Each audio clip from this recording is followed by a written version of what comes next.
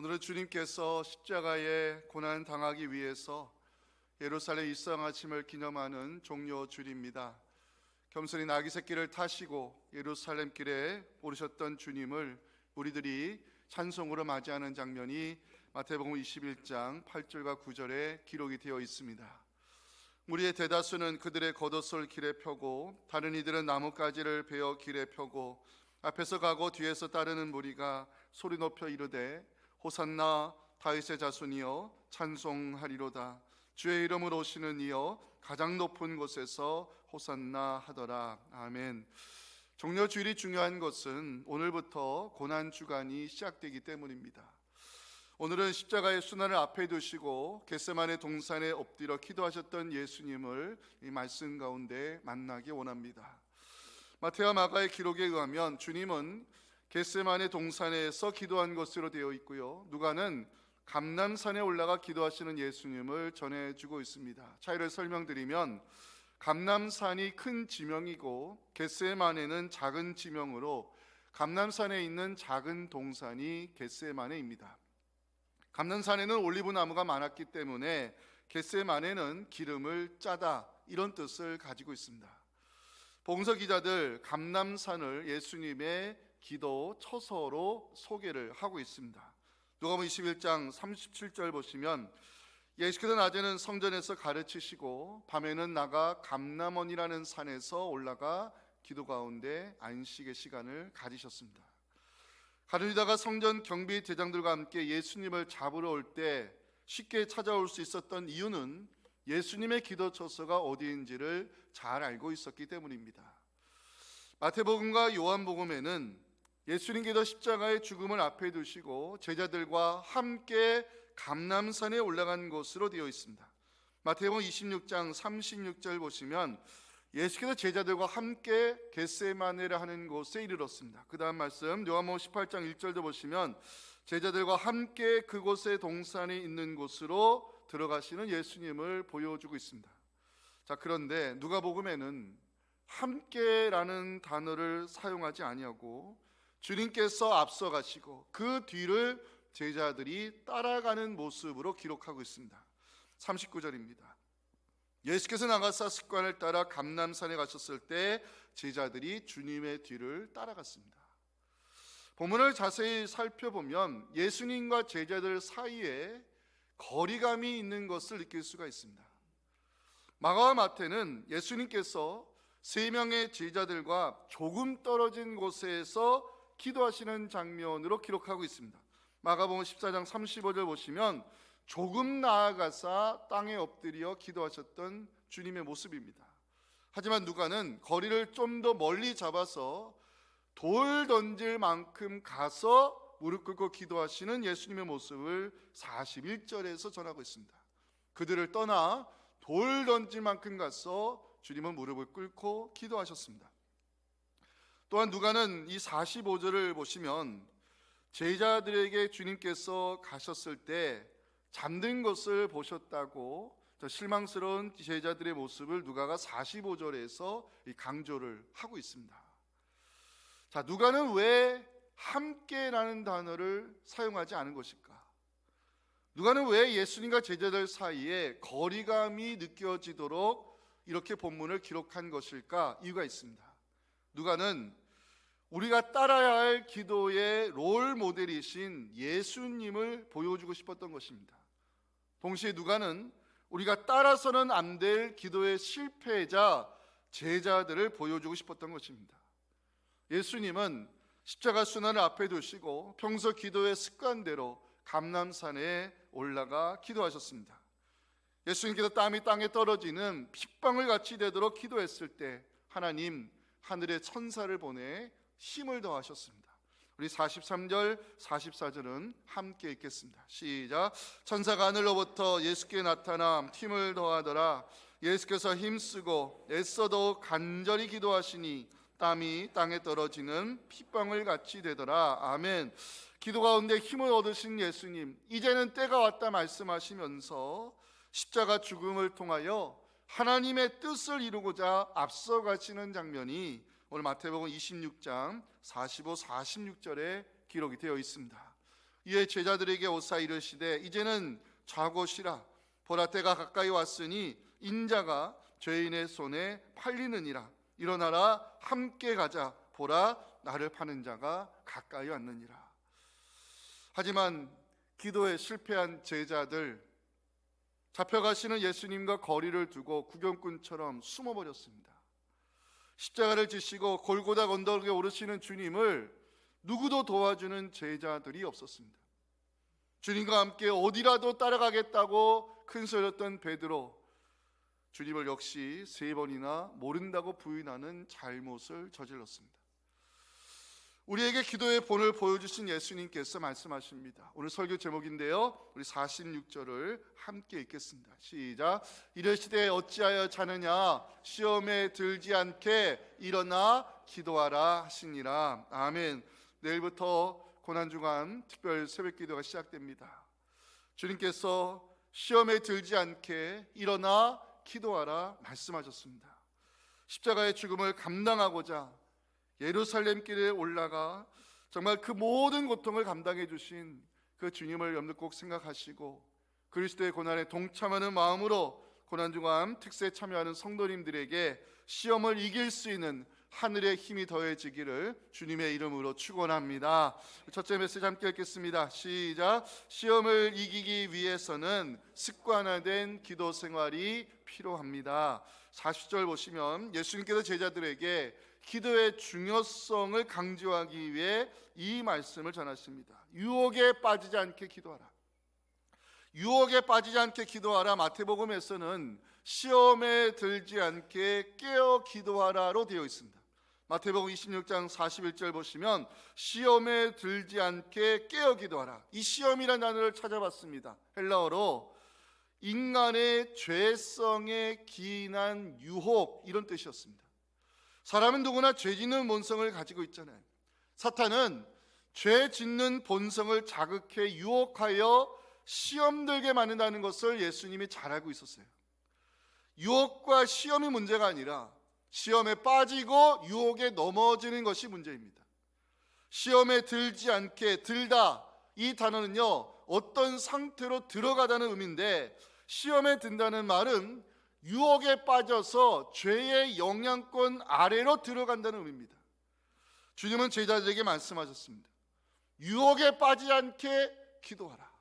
시험에 들지 않게 깨어 기도하라. 기도를 강조했습니다. 기억하실 것은 기도하라, 기도하라 명령형으로 사용하셨다는 것이 중요합니다. 시험을 이길 수 있는 유일한 무기가 기도밖에 없다는 것입니다. 예수님도 인성을 가지고 계셨기 때문에 십자가의 순환이 두려웠습니다. 십자가 죽음 앞에 고민하시고 갈등하시는 인간 예수의 모습이 마가복음 14장 35절부터 보여지고 있습니다. 조금 나아가사 땅에 엎드려 기도를 시작합니다. 이때가 자기에게서 지나가기를 구하여 이르시되 아빠 아버지여, 아버지께는 모든 것이 가능하오니 이 잔을 내게서 옮기시옵소서. 이렇게 기도하셨습니다. 고난의 잔, 저주의 잔, 진노의 잔을 피하고 싶어 하셨던 인간 예수, 하지만 주님은 기도의 힘으로 시험을 이겨내시고 십자가 사역을 통하여 구원의 역사를 이루기 위해 예루살렘 고난의 길에 오르셨습니다. 세상 살다 보면 우리를 넘어지게 만드는 유혹이 얼마나 많은지 모릅니다. 사람들과 관계를 맺고 살다 보면 우리를 시험 들게 만드는 일들이 얼마나 많은지 모릅니다. 어떻게 하면 우리가 시험을 이기는 믿음의 사람 될 수 있을까? 첫 번째 드리고 싶은 말씀은 습관화된 기도 생활이 필요하다는 것입니다. 그게 39절입니다. 함께 읽겠습니다. 예수께서 나가사 습관을 따라 감람산에 가심에 제자들도 따라갔더니. 누가가 예수님의 기도를 언급하면서 습관이라는 단어를 사용하는 것은 예수님의 기도 생활을 유심히 관찰했기 때문입니다. 누가는 기도에 관심이 많은 사람으로 알려져 있습니다. 마태와 마가는요 예수님이 기도하시는 장면을 2곳에서만 기록하고 있는데, 누가는 예수님의 기도하는 장면을 무려 7곳에서 기록하고 있습니다. 누가에게 있어 예수님의 기도 생활은 습관처럼 보였던 것입니다. 습관이라는 단어, 관습, 규례라는 뜻으로 규칙적으로 하는 행동을 의미합니다. 낮에는 성전에서 말씀을 가르치시고 병든 자를 치유하시며 하나님 나라를 전파하기 위해 살게 힘쓰였던 주님, 밤이 되면 습관처럼 감람산에 올라가 규칙적으로 기도하는 모습을 누가가 보았습니다. 겟세마네 기도는 십자가의 죽음을 앞에 두고 불안한 마음에 급히 올라가 엎드린 기도가 아니었습니다. 예수님에게 있어 기도는 습관이었고 규칙적인 행동이었으며 멈추어서는 안 될 영혼의 호흡이었습니다. 누가가 예수님의 기도 생활을 습관이라는 단어로 표현하는 이유는 습관화된 기도가 주는 유익이 있기 때문입니다. 기도가 습관이 될 때, 기도가 규칙적인 행동이 될 때, 기도가 멈출 수 없는 영혼의 호흡이 될 때 어떤 유익이 올까? 기도는 우리를 영적으로 깨어있는 사람으로 만들어줄 수 있다는 것입니다. 예수님의 제자들과 함께 감람산에 올라가실 때 나와 함께 깨어있으라 말씀했습니다. 마태복음 26장 38절 마지막 보시면 나와 함께 깨어있으라, 깨어있으라, 시험에 들지 않도록 방심하지 말고 마음을 굳게 지키라, 이런 뜻입니다. 기도 가운데 깨어있으면 마귀의 시험에 빠지지 않을 수 있다는 것입니다. 기도 가운데 깨어있으면 방심하지 않을 수 있다는 것입니다. 기도 가운데 깨어있으면 마음을 지키고 생명을 지키고 우리의 믿음을 지킬 수 있다는 것입니다. 그런데 깨어있지 못하고 기도에 잠을 자버리면 우리는 마귀의 유혹과 시험에 빠질 수밖에 없고 마음을 지키지 못함으로 믿음을 지키지 못하고 믿음을 지키지 못함으로 우리의 인생이 무너질 수 있다는 것입니다. 하나님 마음에 합한 다윗도 사망의 잠을 자게 되면서 순간적으로 방심하여 죄 짓는 사람으로 떨어졌다는 것, 우리가 지난 사순절 3주간의 설교를 통해서 이 밧세바와의 사건을 통해 우리가 자세히 살펴봤습니다. 예수님 평소에 제자들에게 깨어있으라 말씀하셨습니다. 누가복음 21장 36절을 함께 읽겠습니다. 시작. 이러므로 너희는 장차 올 이 모든 일을 능히 피하고 인자 앞에 서도록 항상 기도하며 깨어있으라 하시니라. 아멘. 깨어있는 자가 마귀의 시험을 피할 수 있다는 것입니다. 깨어있는 자가 하나님 앞에 영적으로 바로 설 수 있다는 것입니다. 왜? 하나님은 기도하는 자에게 영적 분별력을 더하시기 때문입니다. 문제는 우리가 어떻게 깨어있는 성도가 될 수 있을까인데, 이 문제에 대하여 사도 바울은 골로새서 4장 2절 말씀으로 답을 제시합니다. 함께 읽겠습니다. 기도를 계속하고 기도에 감사함으로 깨어있으라. 깨어있는 자가 되기 위해서는 기도를 계속하는 방법밖에 없음을 성경에 말씀합니다. 그래서 기도는 멈출 수 없는 영혼의 호흡이라 말하는 것입니다. 기도를 계속하라는 말씀은 우리의 기도가 습관화되어야 되고 규칙적인 행동으로 나타나야 한다는 의미입니다. 육신의 생활이 분주하면요, 기도 생활 잘할 수 없습니다. 제가 육신의 생활이 분주한 사람치고 기도를 계속 이어가는 거 거의 보지 못했습니다. 육신의 분주함이야말로 우리의 기도를 계속하지 못하게 만드는 큰 장애물 중에 하나입니다. 기도에 우선순위를 두지 아니하면요, 기도는 습관화될 수 없고 습관화되지 못한 기도는 필요할 때만 하나님을 찾는 이벤트가 될 수밖에 없습니다. 사랑하는 성도 여러분, 하나님은 우리가 영적으로 깨어있는 성도 되길 원하십니다. 시험에 빠지지 않기 위해서는 습관화된 기도, 규칙적인 기도 생활이 필요함을 기억하시고 멈출 수 없는 기도를 통해서 시험과 유혹을 이겨내는 우리 모두가 될 수 있기를 간절히 소망합니다. 어떻게 하면 우리가 시험을 이겨내는 믿음의 사람 될 수 있을까? 두 번째는 나만의 기도 처소가 필요하다는 것입니다. 41절 한번 보실까요? 그들을 떠나 돌 던질 만큼 가서 무릎을 꿇고 주님 기도했습니다. 거리감을 두고 기도하시는 예수님을 누가가 여기서 보여주고 있는데, 돌 던질 만큼의 거리감을 두고 기도하시는 주님을 묵상하는 가운데 저는 기도하는 사람에게는 하나님에게만 집중할 수 있는 나만의 기도 처소가 필요함을 알게 되었습니다. 예수님께서 돌 던질 만큼 가서 기도하셨던 이유는 하나님에게 집중하여 기도하기 위해서였습니다. 우리에게 기도의 처소가 필요한 이유가 바로 이것입니다. 세상 근심거리에 마음을 뺏기면요, 우리는 기도에 집중할 수 없어요. 사람들의 시선에 우리의 생각을 뺏겨버리면 우리는 하나님에게 집중할 수 없습니다. 제가 뉴저지에서 목회할 때 어느 집사님이 목사님 시간 되세요? 왜요? 저희가 집을 샀는데 오셔서 좀 그 이사 예배 좀 드려주세요 해서 날짜를 잡고 말씀을 준비해서 그 집을 찾아갔습니다. 그래서 다 같이 예배 드리고 또 준비된 말씀으로 그 가정을 축복한 후에 집 구경을 하게 됐어요. 그래서 베이스먼트부터 리빙룸 저 위층에 방 하는데 제가 3층 다락방에 올라가는 순간 큰 은혜를 받았어요. 거기에는 이 성경에 놓여 있는 이 작은 상과 그 앞에 아마 집사님이 그 성경 말씀을 놓고 엎드려 기도하는 기도의 방석 같은 것이 놓여져 있었는데 거기에 십자가가 이렇게 비춰져 있었어요. 자, 그것을 보고 있는데 집사님이 목사님 뒤를 한번 돌아보세요 했더니 그 다락방 창문에 집사님이 검정 테이프로 십자가를 이렇게 붙여놨어요.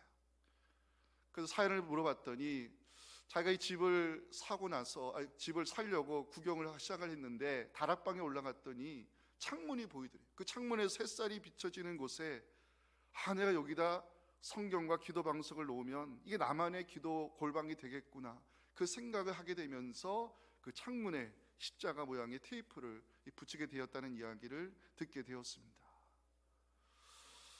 사랑하는 성도 여러분, 하나님에게 집중할 수 있는 나만의 기도 처소가 있으십니까? 세상과 거리를 둘 수 있는, 사람들과 좀 거리를 둘 수 있는, 하나님에게 집중하여 엎드릴 수 있는 나만의 기도 처소를 만들어 보시기 바랍니다. 우리의 기도 생활이 습관이 될 때, 규칙적인 기도로 우리의 기도가 멈추지 않을 때 하나님 우리에게 시험을 이길 수 있는 영적인 분별력과 지혜를 더하여 주실 것입니다.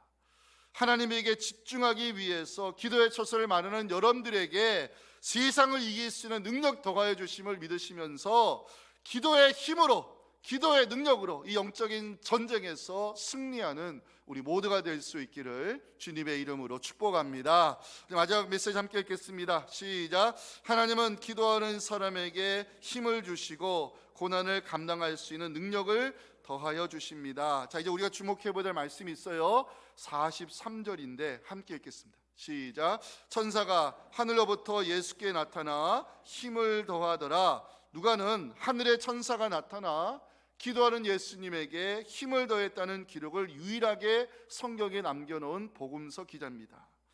천사가 나타나 기도하시는 예수님에게 힘을 더하시는 장면을 묵상하면서 참 저는 중요한 메시지를 깨달았습니다. 하나님은 기도하는 사람에게 하늘의 힘을 더하신다는 진리였습니다. 예수님께서 공생의 사역을 위해 광야에서 금식하며 기도하실 때 마귀가 시험을 걸어왔죠. 그때 하나님께서 천사를 보내 예수님을 수종들게 하면서 마귀의 시험을 이기도록 힘을 더하셨다는 사실 마가복음 1장 13절은 증거합니다. 광야에서 40일을 계시면서 사탄에게 시험을 받으셨을 때 기도하시던 예수님을 돕기 위해 하나님이 천사들을 보내 수종들게 해주셨습니다. 질문을 던져봤습니다. 천사가 나타나 기도하는 예수님에게 힘을 더하는 이유가 뭘까?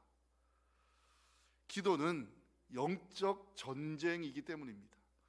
자, 이제 44절을 보시기 바랍니다. 예수께서 힘쓰고 애써 더욱 간절히 기도하시니 힘쓰고 애써 헬라어로 경쟁하다, 투쟁하다, 전쟁하다 이런 뜻입니다. 예수님의 기도 가운데 싸우고 계셨던 것입니다. 십자가의 죽음을 피하기 위해 싸우신 것이 아니라, 진노의 잔을 거부하기 위해 싸우신 것이 아니라 예수님이 힘쓰고 애써 간절히 기도하셨던 이유는 사탄의 유혹 때문이었습니다. 여러분 기억하실 것은 성경에 사탄이 언제 나타났죠? 예수님이 공생의 사역을 기도 가운데 준비하실 때 그 배고픈 인간 예수를 유혹하기 위해 사탄이 등장합니다. 그때 예수님이 말씀으로 사탄을 물리치시죠. 그리고 그 사건 이후에 사탄이 사라집니다. 잠잠히 있다가 언제 나타나냐면 누가복음 22장 3절에서 나타나기 시작합니다. 12 중에 하나인 가룟인이라 부르는 유다에게 사탄이 들어갔습니다. 가룟 유다의 마음이 예수를 팔아넣을 생각을 지도온 사탄이 이제는 십자가를 지기 위해 자신을 제물로 바치려는 예수를 유혹하기 시작합니다. 사람들은 오해를 합니다. 예수님이 겟세마네 동산에 엎드려 간절히 힘써 기도하신 것은 십자가를 피하기 위해서, 진노의 잔을 마시지 않기 위해서라고 생각하는데 철저한 오해입니다. 예수님이 입술로 애써 간절히 기도하셨던 이유는 십자가를 지지 못하게 만들려는 이 사탄의 유혹 때문이었습니다. 마귀는 영적 존재이기 때문에 알고 있었습니다. 예수님께서 십자가에서 대속의 죽임당하시면 죄의 문제가 해결되고 사망 권세가 깨질 것을 알았기 때문에 이 사탄 마귀가 몸부림치며 예수님을 시험하고 있었습니다. 이때 하나님 천사를 보내 기도하시는 예수님을 돕기 시작했습니다. 43절 마지막 힘을 더하더라. 제가 이게 은혜가 돼가지고 찾아봤습니다. 힘을 더하더라, 이 헬라어로 영혼을 강하게 하다, 이런 뜻입니다. 사탄이 십자가를 지지 못하러 몸부림치며 시험 걸어올 때 하나님 예수님 혼자 싸우도록 내버려 두지 않았습니다. 하나님은 하늘의 천사를 보내 기도 가운데 싸우고 있는 예수님을 돕게 하셨고 영적인 힘을 더해 주셨습니다. 말씀 묵상하는 가운데 기도야말로 영적인 전쟁이며 하나님은 기도하는 사람에게 시험을 이길 수 있는 하늘의 힘, 영적인 힘을 더하신다는 진리를 알게 되었습니다. 사랑하는 성도 여러분, 우리의 삶이 연속의 시험의 연속입니다. 우리의 삶이 이 영적인 전쟁터와 같습니다. 중요한 것은 시험을 이겨내기 위해서는, 영적 전쟁에서 승리하기 위해서는 하나님의 도우심이 필요한데 그 하나님의 도우시는 힘은 기도하는 사람, 이 기도의 무릎에 하나님이 그 힘을 허락하신다는 사실 여러분 믿으시면 아멘 하시기 바랍니다. 열왕기하 6장에 보면 아람 왕이 이스라엘을 무너뜨리기 위해 싸움을 걸어왔습니다. 근데 아람 왕이 하나님의 선지자 엘리사를 죽이지 아니하면 이스라엘을 무너뜨릴 수 없다는 사실을 알게 됩니다. 그래서 이 아람 왕이 군사를 보내 하나님의 선지자 거하는 성읍을 밤새도록 에워싸게 만들었습니다. 열왕기하 6장 14절 마지막 보시면 그들이 밤에 가서 그 성읍을 에워쌌습니다. 아침 일어났을 때 사반이 일어나 아람 군대가 이 성읍을 에워싼 것을 보면서 두려워 떨면서 말합니다. 내 주여 어찌하리까? 엘리사에게 물었습니다. 그때 엘리사가 뭐라고 대답했습니까? 우리 함께 이 말씀을 함께 읽기 원합니다. 시작. 대답하되 두려워하지 말라. 우리와 함께한 자가 그들과 함께한 자보다 많으니라 하고 기도하여 이르되 여호와여 원하건대 그의 눈을 열어서 보게 하옵소서 하니 여호와께서 그 청년의 눈을 여심해 그가 보니 불말과 불병거가 산에 가득하여 엘리사를 둘렀더라. 아멘. 사랑하는 성도 여러분, 우리가 기도를 시작하면 하나님은 기도하는 우리를 불말과 불병거로 둘러주심을 믿으시기 바랍니다. 하나님은 기도하는 사람에게 힘을 더하여 영적 전쟁에서 승리하도록 도와주심을 믿으시면서 우리의 멈출 수 없는 영혼의 호흡, 이 기도의 힘 때문에 이 사탄의 시험, 마귀의 유혹을 예수의 이름으로 이겨내는 우리 모두가 되었으면 좋겠습니다. 설교 준비하면서 개인적으로 저는 43절 마지막 힘을 더하라, 이 말씀에 은혜와 감동을 받았습니다. 힘을 더하더라.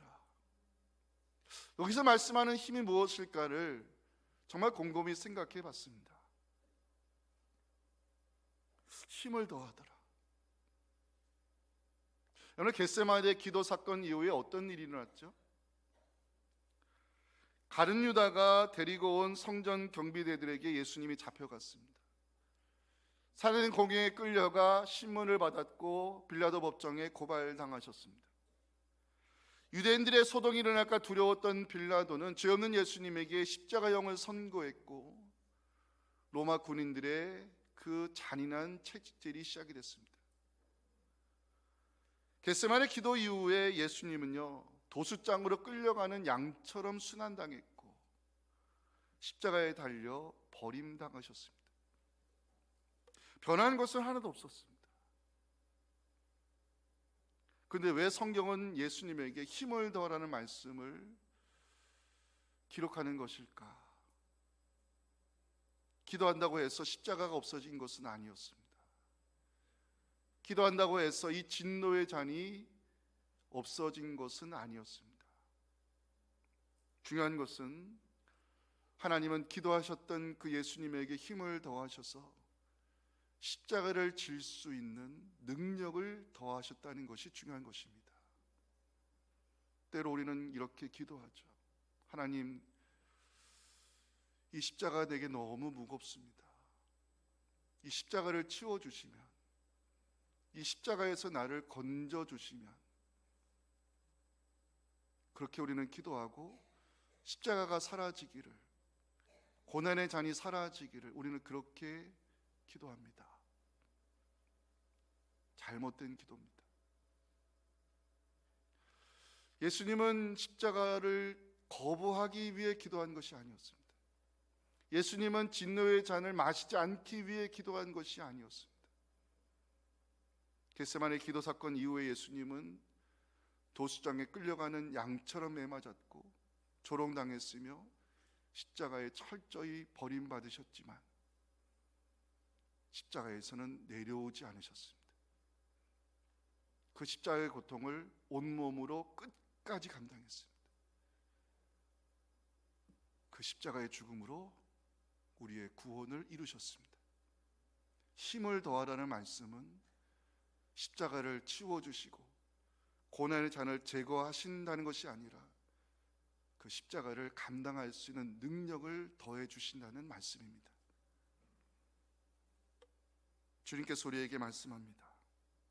시험에 들지 않게 일어나 기도하라. 일어나란 단어는 깨어나란 뜻입니다. 영적으로 깨어있는 사람이 되기 위해서는 일어나 기도해야 됨을 성경이 말씀합니다. 시험에 들지 않게 일어나 기도하라. 내일부터 시작되는 고난중간 특별 새벽 기도에 새벽을 깨워 기도의 자리로 나오시기 바랍니다. 그리스도의 고난에 동참하기 위해서 기도의 자리로 일어나 나오시기 바랍니다. 깨어 기도하는 여러분들에게 우리 하나님 하늘의 천사를 보내 영적인 힘을 더해 주심으로 고난을 능히 감당할 수 있는 능력을 우리 모두에게 주시기를 주님의 이름으로 축원합니다.